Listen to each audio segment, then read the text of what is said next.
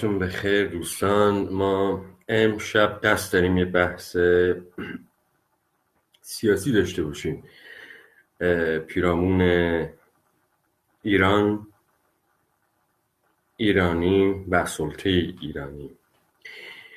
بحث ما امشب اصلا مسائل اکادمیک نیست و نمیخوایم خودمون رو وارد اون بازی بکنیم و نمیخوایم تو زمین حریف بازی بکنیم. باور ما اینه که قالب ملت‌های استعمار شده در ایران، علل خصوص کردها، یکی از ضعف‌های بزرگی که دارن با زبان اشغالگر با او صحبت میکنن، ولی از اونجایی که تسلط به این زبان ندارند، ذهنیت این زبان رو نمیشناسند، مقهور این زبان میشه. شما به محض اینکه یک کردی با یک زبان واسطه دیگری با ایرانی صحبت میکنه و بار هژمونی که اون فرهنگ رو بهش انتقال میده، یک ایرانی چیزی برای عرضه کردن، ارائه کردن و روده درازی نداره. و این اون ضعفیه که متاسفانه تا به امروز ادامه داره و ما خسارت‌های بسیاری بر بدنه ملیمون و تاریخیمون و فرهنگیمون خورده. شما میبینید هیچ کدوم از این ملت‌های استعمار شده در مواجهه با عقلای قوم فارس یا صاحبان قدرتشون یا تریبون به دستهاشون یا تریبون‌های فارسی زبان، وقتی به زبان فارسی صحبت میکنن، از اونجایی که تسلط کامل به این زبان ندارند، ذهنیت ایرانی را خوب نمیشناسن، میزان دریدگی و میزان خشونت گفتمانی این زبان رو نمیتونن درک بکنن و سعی میکنن تحت همان صورتک و همان پوشش زمان اغمازآلود پر از چاپلوسی و ریای فارسی صحبت بکنند. و اینجاست که شما مثلا بیاد اون جمله معروف قام مقام فراهانی به محمد علی آشتیانی میفتی که میگه شما وقتی میخوای بری قرارداد ارزروم رو بنویسی، به زور میرزایی بتونی کلمات رو طوری مبهم به کار ببری که بعداً بتونیم دبه کنیم. این متاسفانه تا به امروز ادامه داشته. اینی که این تصور بر ما غالب میشه که فکر میکنیم ایرانیان منظورم کسایی هستن که این دولت ملت و نیشن استیت ایرانی را از آن خود میدانند و غالبا کسانی هستن که تنها زبانی که میتونن صحبت بکنن به خوبی این زبان فارسی است و اینها خب این گونه القا کردن به ما بقیه مردمان تحت سلطه این دولت ملت که اونها حاکمان، اربابان و صاحبان قدرت بیشتری هستند و به همین خاطر این نقش رو بر عهده گرفتن. ما این رو میخوایم بررسی کنیم. بالاخره ما بپذیریم که بخشی از جامعه ما این صدمه بزرگ رو خورده. بعضی از جامعه ما متاسفانه از بین رفته، اسیمیله شده، تسلیم شده و پذیرفته و قبول کرده و متاسفانه خیلی ها هم که داعیه مبارزات آزادی خواهانه یا جنبش های ملی رو دارن، توان ظاهر شدن در نقش تاریخی خودشون رو ندارن. یعنی به نوعی اون مطلبی رو که به اینها منتسب میدونن در سایز و در قواره ارائه دادن اونها نیست و شما این سرخوردگی رو میبینید غالبا و این بایکوت رو میبینید و این حجمه رو میبینید. شما این رو بررسی بکنید در آرا و نظرات عقلای قوم ایرانی و فارس، از اونهایی که امروز جلو چشم شما هستن دیگه، امثال آقایان محمد امینی و صادق زیبا کلام و یه سری مجریهای تلویزیونی مثل فروزنده و مثل این تریبون به دستهای بی بی سی و وایس آف آمریکا و من و تو و این انحصارات تریبونی که در دستشون هست، یا یک سری ملیجک هایی مثل این شخصیت های مختلفی که روی واقعی سکه هستن و همون کسایی مثل این امید دانا و این سلطنت طلب های مختلفی که شما در این تلویزیون ها میبینید، اینها یک رسالت دارن و اینها رو باید شناخت. ما باید سلطه ایرانی رو بشناسیم، سیستم اداره کردن این نوع دولت رو بشناسیم. ما بایستی بدونیم تا اروپایی ها رو نشناسیم، تا استعمار اروپایی ها رو نشناسیم، وقت پدیده‌ای مثل فارس ها برای ما گنگ میمونن.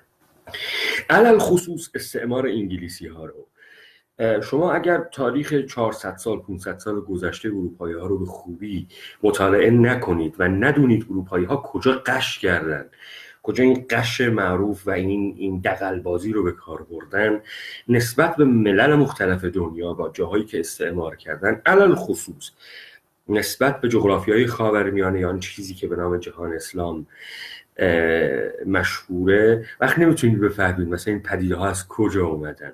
اینه که مثلا اینکه از تاکتیک های القا کردن ضعف به مسلمان ها، اعراب و تمام کسانی که در اون چارچوب جغرافیای جهان اسلام زندگی میکردن به عقب ماندگی، به نداشتن هیچی، نداشتن فرهنگ، بربریت، این بود که اینها بتونن فرهنگ اینا رو از درون حک کنن. به چه معنا؟ به این معنا اینها وقتی تونستن بر اساس داشتن یک قدرت برتر نظامی و تفوق یافتن بر دریاها و فتح دریاها بتونن به این سرزمین ها بیان، اولین کارهایی که کردن، مستشارانی که فرستادن این بود که کتب و نسخ دستی این سرزمین ها رو تویی کردن. این آثار رو کلن، آثاری که هویت به اینها میداد، چه آثار باستانی و چه آثار نوشتاری و منابع علمی، اینها رو تویی کردن. شما چیزی که میبینید اونها میان انتخاب میکنن، اروپایی ها یک سری کتب خاص رو انتخاب میکنند و اینها رو به نوعی خودشون تصحیح میکنند، این بر میدارن، ما بقیه‌ای که براشون ضرر از بین میبرن، یک سری رو تصحیح میکنن و دوباره تولید میکنن و تزریق میکنن به اون جوامع.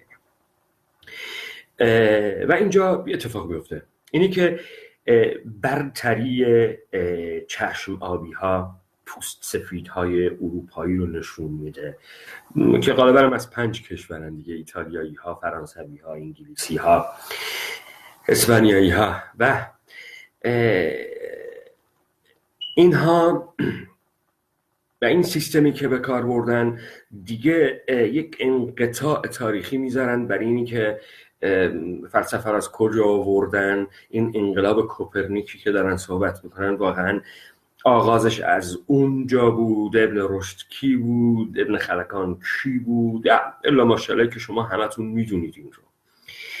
ناچارن داستان این میشه که اینها سرآمدان فرهنگند، اینها انسانهایی برترند، اینها ابر انسانند و بر بقیه نژادهای انسانی و انسانهای دیگر و فرهنگهای دیگر تفوق دارند و برتری دارند و یک سیستم هیرارشی رو درست میکنن و اینها رو تبدیل میکنن، از درون، از بنمایه از بین میبرن، نابود میکنن.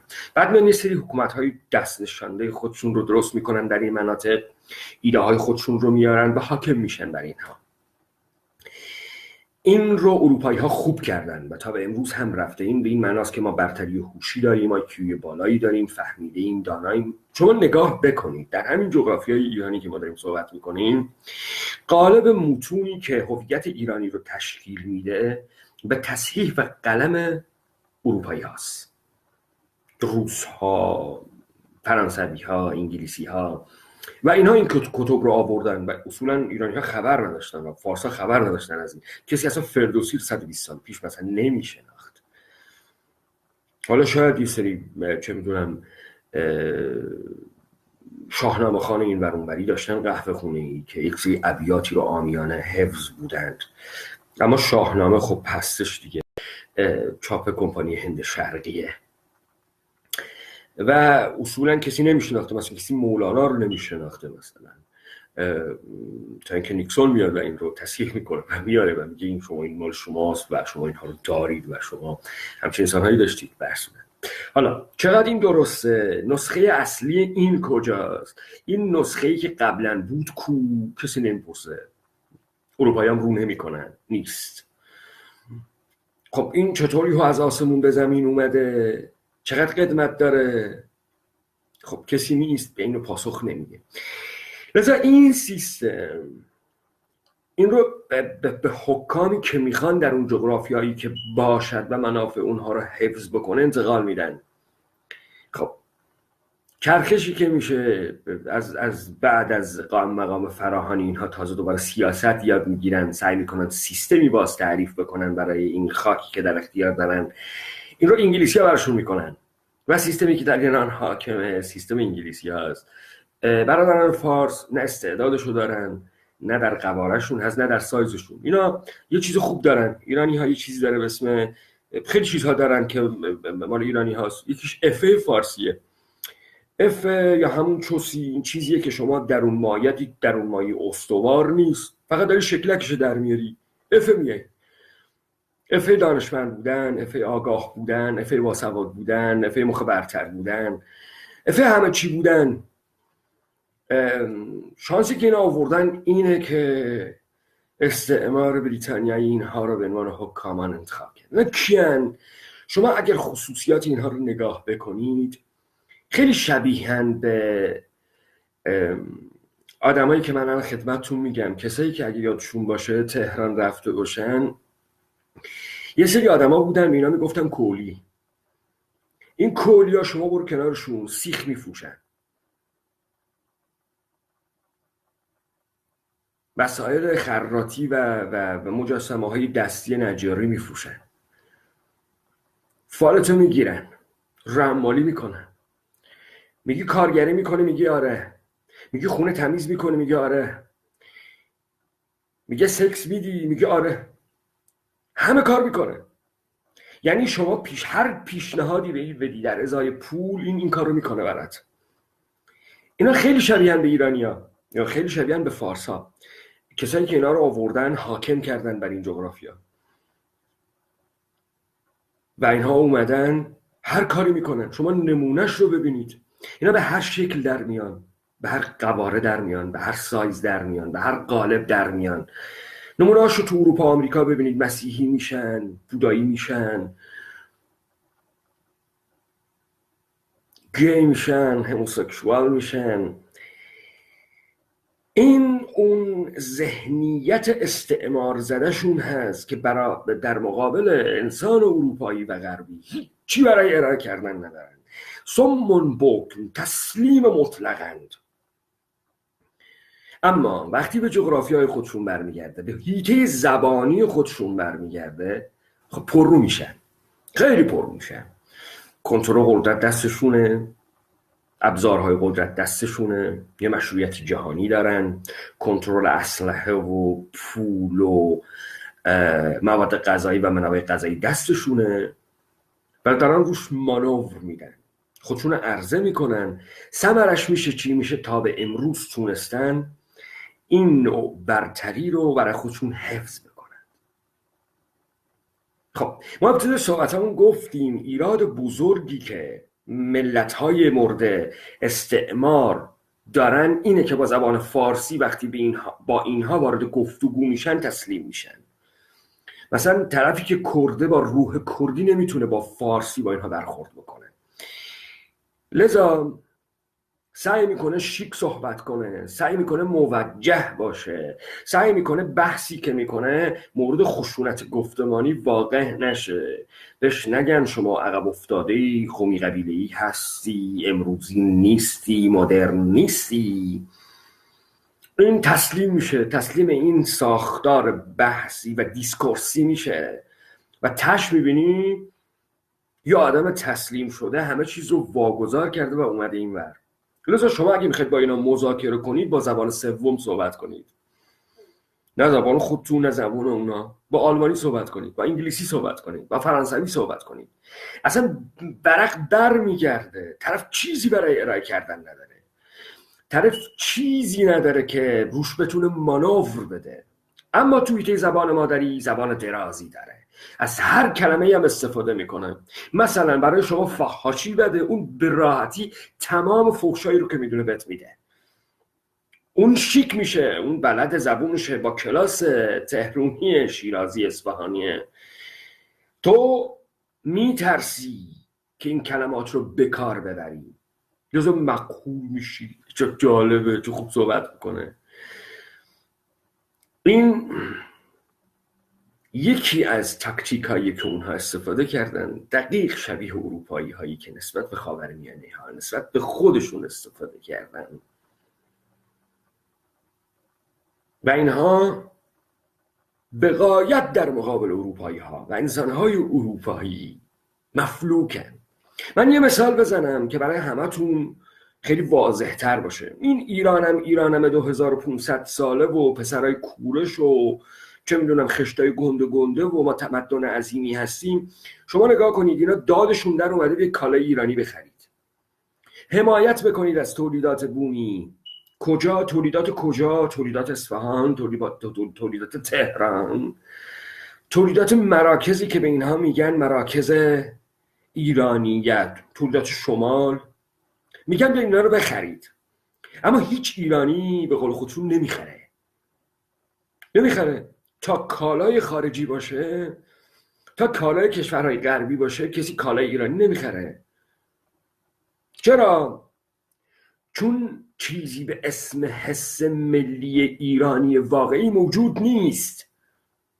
چون واقعا در درون طرف، درون ایرانی، فارس، این برتری موجود نیست. این برتری فقط در حوزه خشونت گفتمانی است. اینا درون خودشونو خوب میشناسن. اینا درون توهی خودشونو خوب میشناسن. ناسیونالیسم ایرانی عین کالای ایرانیه، بنجول، بیکیفیت، زشت. و شما این رو ببینید، اینا تریبون دستشون داد میزنن که بیایید کالای ایرانی بخرید. سال تولید ملیه، کسی چیز ملی نمیخره، کسی چیز ملی دوست نداره، حمایت هم نمیکنه، پسندیده هم نیست. پس میمونه یه چیز دیگه ای. اینا یه کنترل مالی دارن، یه انحصار چاپ اسکناس دستشون گرفتن، یه مش کلاهبردار کلاش هم به نام مراکز علمی و آکادمیک گذاشتن که اینها میان علمی رو به بچه های تو یاد میدن که تولیدی که میکنه و انسانی رو که درست میکنه انسان خورد شده، تحقیر شده ایرانی فارس زده است. اونایی که فکر میکنن نپرداختن به اینها نشانه بزرگی شماست، این غلط محضه. این صورت مسئله رو ندیدنه. این مثل کپک سر رو تو برف کردنه.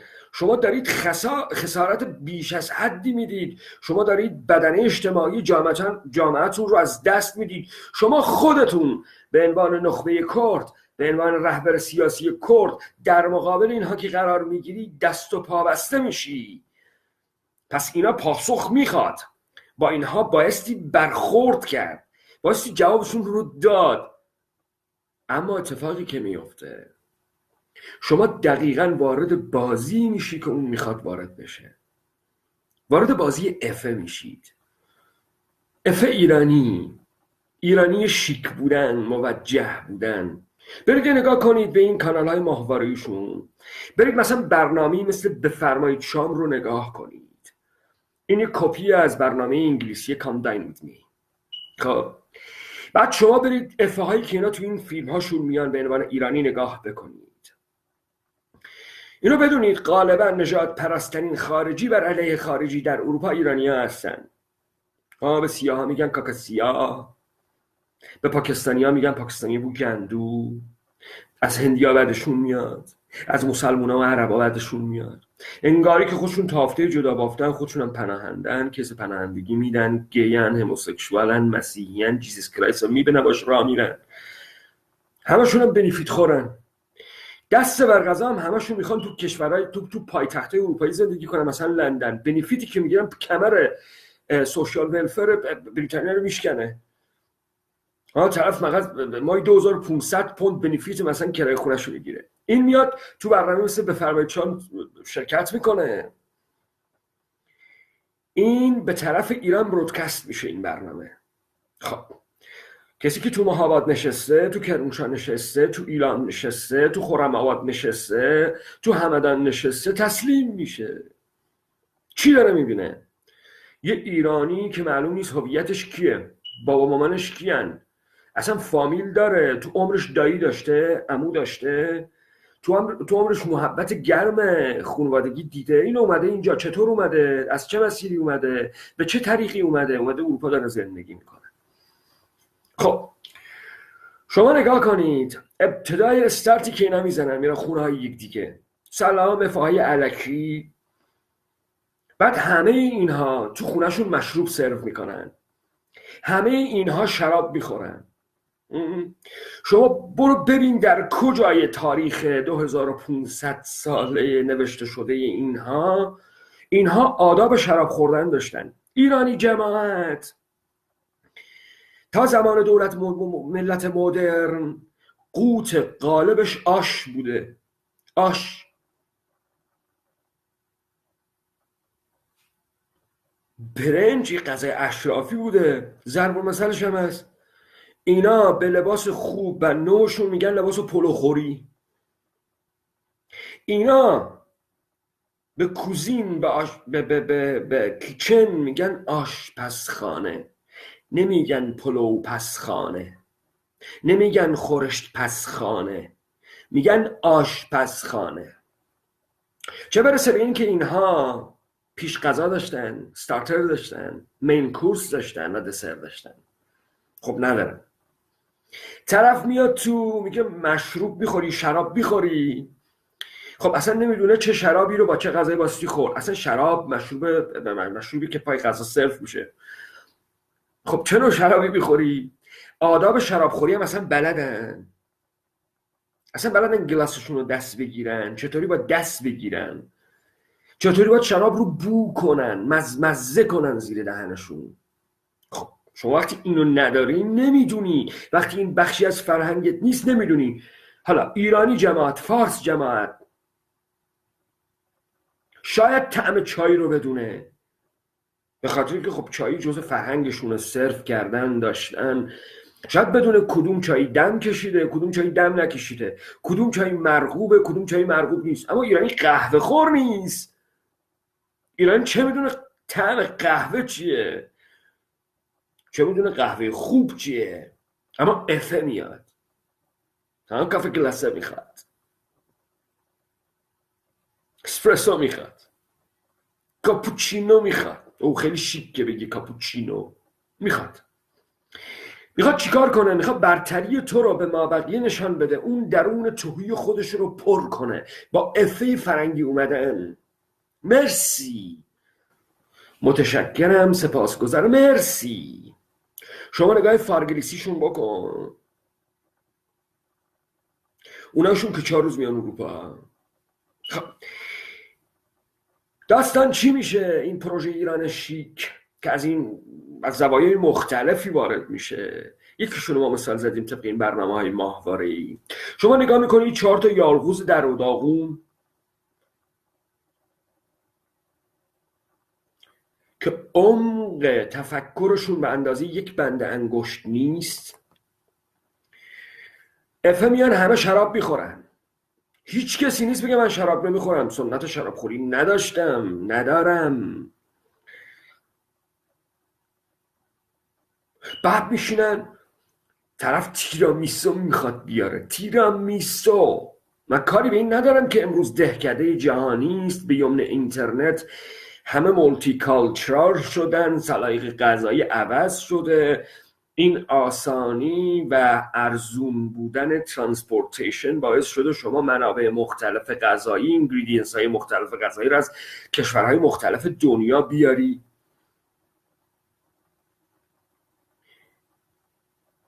بابا تیرامیسو، آش شعله قلمکار شاید، تیرامیسو کله پاچه شاید، تیرامیسو طرفی که تو بوکان نشسته، تو بانه نشسته، تو ایران نشسته میگه با خدا من اینا چقدر شیکن، اینا لابد از این کارا میکنن تو تهران.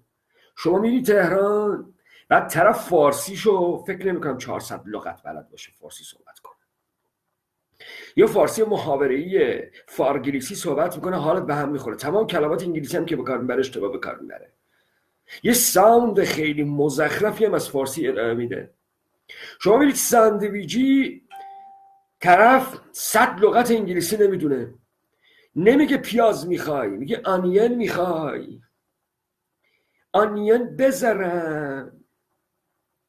حالا بمونه که مثلا 3 تا نونم میگیره، 4 تا فلافل میخواد مثلا باش بخوره، 2000 تومن داده یه ساندویچ فلافل بخوره، 3 تا نون اضافی میگیره. یا اگر بری یه جایی که باید خودشو سرو کنه، پدر فلافلیه رو در بیاره. این برودکست میشه به طرف ایران. اونی که تو ایران نشسته یه خانم مینی ژوپی میبینه، بینی عملی، به قول انگلیسی نوز جاب، سینه ها سیلیکونی، سر تا پا عمل، آرایش غلیظ. این خانم برتری خودشو میخواد با بی پرنسیبی خودش نشون بده، با ارزگری خودش نشون بده، با به نمایش گذاشتن خودش نشون بده. وقتی میشه کی؟ ایرانی شیک، میشه قوم برتر. برای کی؟ برای اونایی که دولت ملت ایرانی اینها رو اومده استعمار کرده، نابود کرده، تحقیر کرده. بعد تو از خودت زده میشی، از فرهنگت، از زبونت، از سننت، از خواسته هات. توان مقابله کردن با اینها رو نداری، توان این که خودتو عرضه کنی نداری، توان این که مطالبات خودت رو مطرح کنی نداری، توان مبارزه درست حسابی در مقابل اینها نداری. به زبان مادری خودت هستی، اما به محض این که میخوای فارسی صحبت کنی قالب عوض میکنی، تسلیم میشی. تسلیم چی میشی؟ تسلیم فاحشگی میشی، بی پرنسیپی میشی، تسلیم کپیای فیک ایرانی ها از فرهنگ غربی میشی، تسلیم تیرامیسوی فیکش میشی، بیف استراگانوف فیکش میشی. تو چی میخوری؟ من بیف استراگانوف میخورم. یکی از مزخرفترین غذاهایی که شما مثلا بخورید حالتون به هم میخوره. حالا چیه؟ چون اسمش شیک، بیف استراگانوفه، همه میخورن.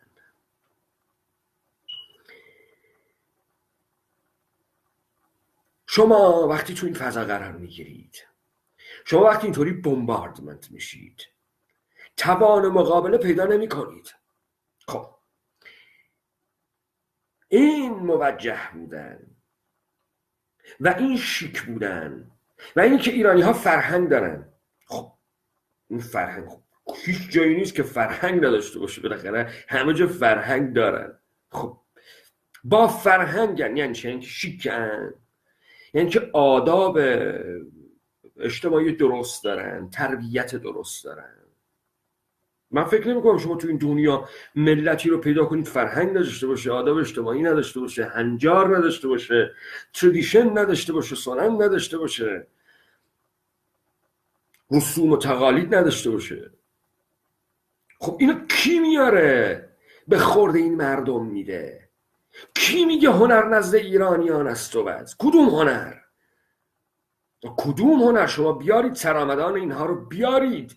شما بایستی 4 تا هنرمند گنده الان از اینها باید داشته باشید، گرچه با یک گل بهار نمیاد. ما داریم از 40-50 میلیون انسان ایرانی صحبت میکنیم، کاری نداریم طرف ترک، فارس، لر، کرد شده، فارس موز یه زبون صحبت میکنه اسمش فارسیه. شما بیارید رو کنید. شما بیایید، این همه اکادمیسین دارید به ادعای خودتون، مخ فراری دارید، بیاید یه فیلسوف خودتون رو کنید در سطح جهانی. شما بیاید یه نوبل به جز اون نوبل شیرین جان عبادی رو کنید، یه نوبل گرفته رو کنید. خب بالاخره این یه جایی بایستی چه میدونم ثمره‌ای بده، گرچه با یه گلبهار نمیاد. شما 100 نفرم داشته باشی، دلیل برتری شما و ذکاوت شما نیست. اینها به خودشون اجازه میدن با خشونت گفتمانی تو رو پس بزنن، با کپی فیک کردن عرضه‌گری کنن. خب اتفاقی که میفته اینه شما تو سنندج فارسی تهرانی صحبت کنی میتونی طرف خورد کنی، اما تهران بایستی انگلیسی صحبت کنی، فرانسه صحبت کنی، طرف خورد میشه، به راحتی خورد میشه. شما با یه ایرانی انگلیسی صحبت کن خورد میشه، هیچی برای گفتن نداره، تبدیل میشه به یک عبد عبیر استعمار زده خورد شده مفلوک. اینا هیچ خواسته از کشورهای اروپایی ندارن. تو یک ایرانی نمیبینی اینجا یک فعال سیاسی بر علیه سیستم حکومتی اروپایی باشه، یک فعال سیاسی مهاجر باشه. نه، مفلوکن اینا مفلوکن، اینا فلاکت زدن. شما از نوع آرایششون نگاه کنید، لباس پوشیدنشون، صحبت کردنشون، تعاملاتشون یا کلامشون به عنوان تربیتی که از طریق میدیاهاشون، فیلمهاشون، رسانه‌هاشون، فیلم‌های مستند و دکومنتاریشون، تلویزیونشون دارن ارائه میدن، برگردان ترجمه‌های انگلیسیه و رسانه‌های غربی. شما حتی سناریوهای فیلم‌های سینماییشون یک چیزی نیست که از خودشون باشه. تمام این فیلم‌هایی که اینا دارن عرضه میکنن شما میتونید برید کپی اینها رو تو بالیوود ببینید، میان یه سری مسائل بومی و منطقه توش قاطی میکنن، این چیزی میدن بیرون میره پیکارش. غش ایرانی، کلاهبرداری ایرانی، اینها به یمن این پول نفت و استفاده کردن از نیروهای مردمان استعمار شده تونستن تا به امروز این سلطه سیاسی رو حفظ بکنن، با غش، با دغل‌بازی، با زبانبازی، با خشونت گفتمان. ببینید امثال اینهایی که میان حجمه های خیلی آشکارا و واضح میکنن، خیلی وقیح و پاچه دریدن، مثل امثال این فروزنده و این امید دانا و اینهایی که شما دیدید، برید ببینید، اگه ندیدید برید ببینید، چون اینها رو مردم میبینن، چون اینها پخش ماهواره‌ای میشه، مورد نظر عموم واقع میشه. اینه کپ سرتون رو تو برف نکنید، برید ببینید اینها رو. اینها اون صورت وقیح پاچه ورمالیده ایرانی هن. اینا اون واقعیت مطلقی هن. وقتی به تو میگه کرد چوپون، وقتی بهت میگه قبیله گرا، وقتی بهت میگه عشایر، وقتی بهت میگه دهاتی، نه اینکه مثلا خودش پاریسی باشه،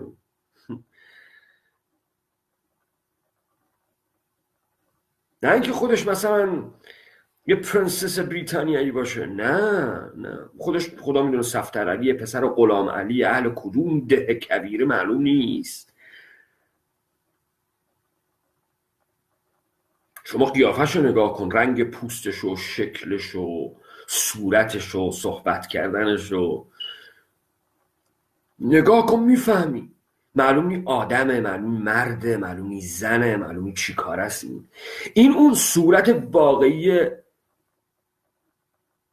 ماهیت ایرانیه. خب نمونه شیکش، نمونه سیاستمدارش میشه مثلا محمد امینی، میشه مثلا صادق زیبا کلام.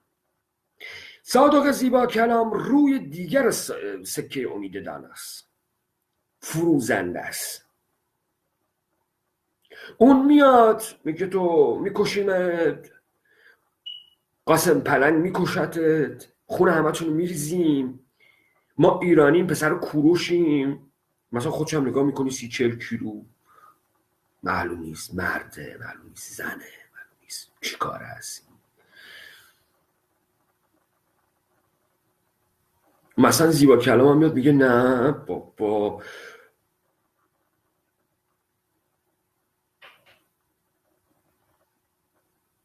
یا مثلا طباطبایی، یا مثلا حسین بشیریه، نه آقا، حقوق شهروندی و ما انسانهای متمدنی هستیم و شهرها ظهور کرده و ما ایرانی هستیم و حقوق شهروندی میخوایم. خنده داره. این همون روی دیگره فاحشگی زبانی و خشونت زبانی فارسی دولت ملت ایرانیه. نه بابا، ما هویت ملی نداریم که، قبیله ای نداریم که، این قوم قبیلن. انگار مثلا اینها یک نیشن استخوندار برتر جهانی بودن. اینا سرآمدان علم دنیا و سرآمدان تکنولوژی دنیا و سرآمدان حکمت دنیا بودن انگاری.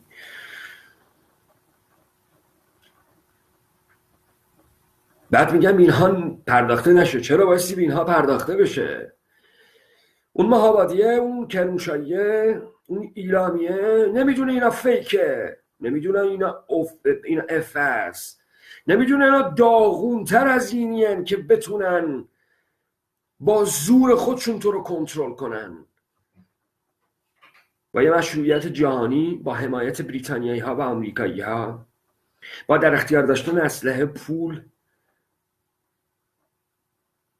و چاپ پول، منابع تو رو توهی میکنن، تو رو فقیر میکنن، بچه ها تو سیستم اداری و آموزش و پرورش رایگان تحت نظر کتب‌های درسی سازماندهی شده خودشون تربیت میکنن، از تو یک هویت حقیر تحقیر شده ارائه میدن، بی‌هویتی، بی پرنسیپی خودشون، استعمار زدگی، نوکر بودن در مقابل اروپایی ها رو به عنوان افه با کلاسی، موجه بودن، شیک بودن، با فرهنگ بودن به تو میفروشن.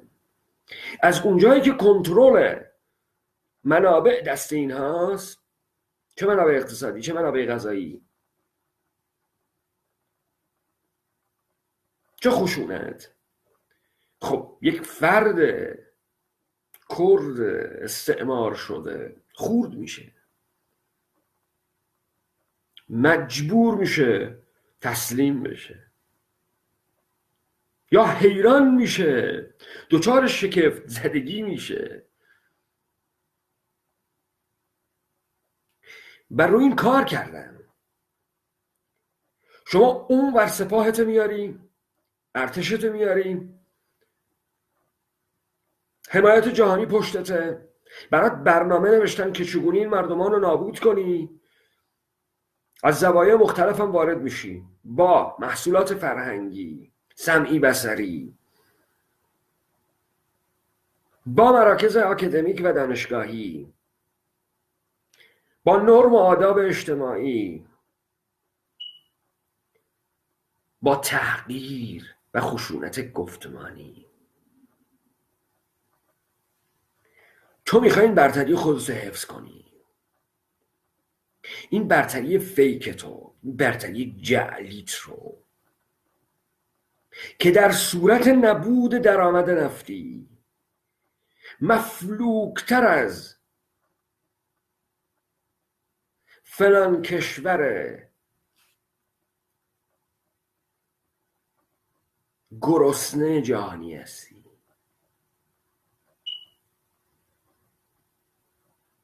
این همه برتری علمی و توان علمی و پتانسیل و داشتن دانشمند و نخبه بایستی حداقل از شما یک کشور قدرتمنده، استخونداره، درست و حسابی تولید میکرد. شما در حوزه سیاست مداری یک کشور پوسیده، پر از تناقض، پر از فساد، نابود درست کردید. شما در حوزه اقتصادی یک کشور ورشکسته، نابوده، از بنیان توهی درست کردی. فقط با حرافی، با پاچه ورمالیدگی، با دریدگی داری این رو حفظ میکنی. ترس اینها به واقع در کلامشون مستتره، اینی که خلأ حکومت مرکزی این سیستم هیرارشی رو از بین میبره و زمانی که کنترل منابع از دستشون در بره، کنترل اقتصاد، انحصار اقتصاد، انحصار خشونت و انحصار مواد غذایی از دستشون در بره. امکان نداره کسی به اینها باج بده، کسی حتی حاضر باشه قوت خودشو با اینها سهیم بشه و به اینها سهم بده. خب این اتفاق میفته، هی تون تون به تو آدرسه غلط میدن.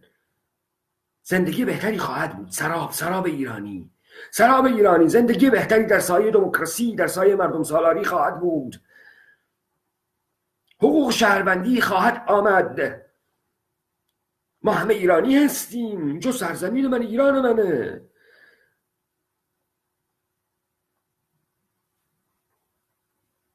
این تیکه از سیستم بریتانیایی خوب کار کرده. اینا با رشادت، با دلاوری نتونستن ما ها رو استعمار کنن. اینا با خدعه، با نیرنگ، با استفاده کردن زور خودمان تونستن ما رو استعمار کنن و این انگلیسی ها بهشون یاد دادن.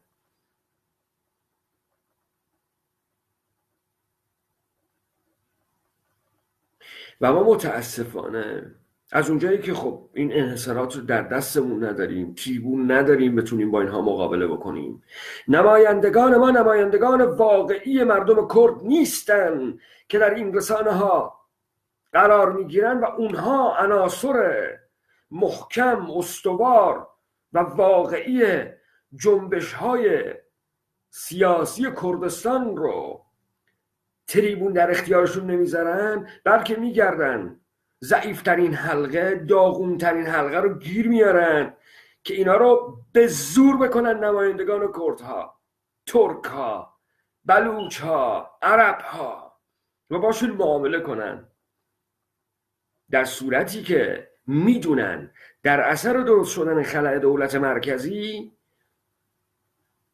و اون هم نه به تنهایی پوتین سربازاشون، نه از دست رفتن انحصاراتشون، اون وقت اینا توان اداره جامعه خودشون رو هم ندارن. اینا وقت تنها کاری که میتونن بکنن تولید خشخاشه و صدور سکسه و جذب توریسم سکسیه به مملکت خودشون.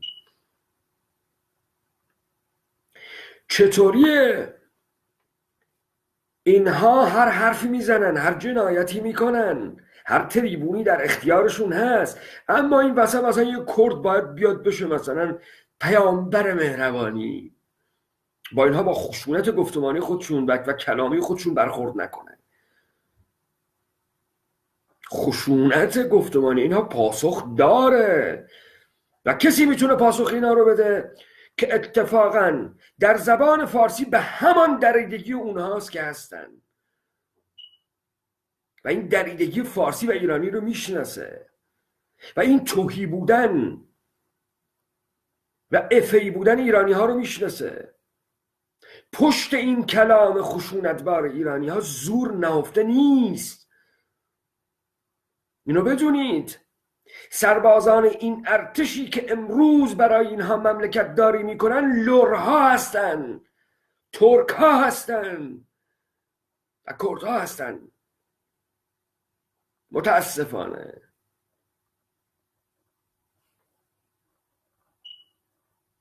با نابودی منابع غنی سرزمین اونها، نابودی قنا سرزمینی زاگرسنشکینان، با تاراجشون، تاراج مواد خامشون، طرف هیچی براش نمونه، بشه جیر خور اینها.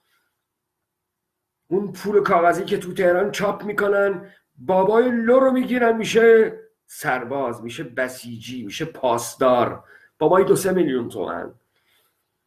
بابای لوری که در لرستانی نشسته که میتواند به راحتی استان لرستان غذای 10 میلیون نفر رو تأمین کنه، اشتغال تمامی لرستان هیچ، استانهای دور و برش رو تأمین کنه،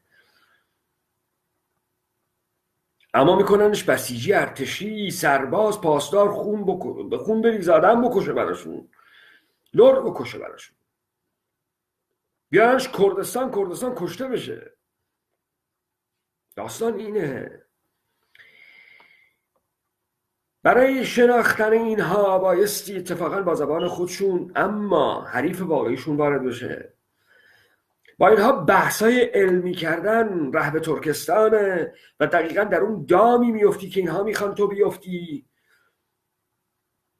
هیچ جایی هم در هیچ مناظره‌ای شرکت نمیکنن و پشت تمام مناظراتشون اون زور نهفته است. در زمین خودشون باید بازی میکنن. شما هر وقتی میخوای اینها رو گیر بیاری تک و تنها در زمین دیگری گیر بیار. هر وقتی میخوای اینها رو گیر بیاری با زبان دیگری یقه اینا رو بگیر. خلع سلاح، هیچی برای گفتن نداره. لذا پرداختن به اینها بسیار مهمه و اینکه ما یک قسمتی از جامعهمون داره از دست میره، داره مسخ اینها میشه. بخشی از فعالیت سیاسی کردها و کسانی که کار سیاسی میکنن میبایستی این میبود که با پروژه های مختلف اینها برخورد بکنن. ما این کار رو به زبان کردی داریم میکنیم، پروژه های مختلف اینها رو بررسی میکنیم، نوع پرداختن اینها، نوع اعمال سلطه اینها، نوع توهی کردن تو و نوع تخریب تو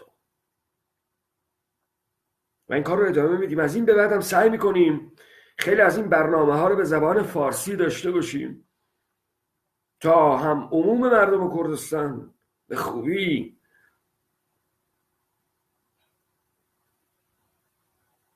مسائل رو ببینن، هم برادران مرکز نشین استعمارگر فارسی هم بدانند که روزگار خوشی دنبالشون نیست. بچسبن جمهوری اسلامی رو خوب بچسبن. این که زیبا کلام گفت، امثال فروزنده ها میگند، امثال امینی ها میگن، اینها دولت ایرانی رو تو مرکز محکم چسبیدن، میدونن کوچکترین خلأ، کوچکترین سهمی که از دست میدن به نابودی خودشون منتهی میشه. واسه در مقابل اینها ایستاد. ما نه دموکراسیتون رو میخوایم، نه حقوق بشرتون رو میخوایم، نه میخوایم باهاتون زندگی کنیم، نه میخوایم باهاتون تقسیم نان داشته باشیم، هیچی نمیخوایم ازتون. شما خیلی خوشبختید، برید غرق در سعادت خود باشید. اما این موجی که در کردستان راه افتاده، خوشبختانه امروز کردها هم مهاجرت کردن، خوشبختانه امروز کردها متون اروپایی رو میتونن به زبان خودشون بخونن، خوشبختانه امروز قش شماها و قش ایرانی رو خوب کشف کردن، جعلیاتتون، دروغاتون، افهای علکیتون، فرهنگ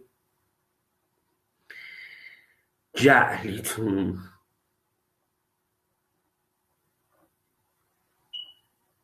و خیلی چیزهای جعلی فیک کارتونیتون. بله، شبتون خوش.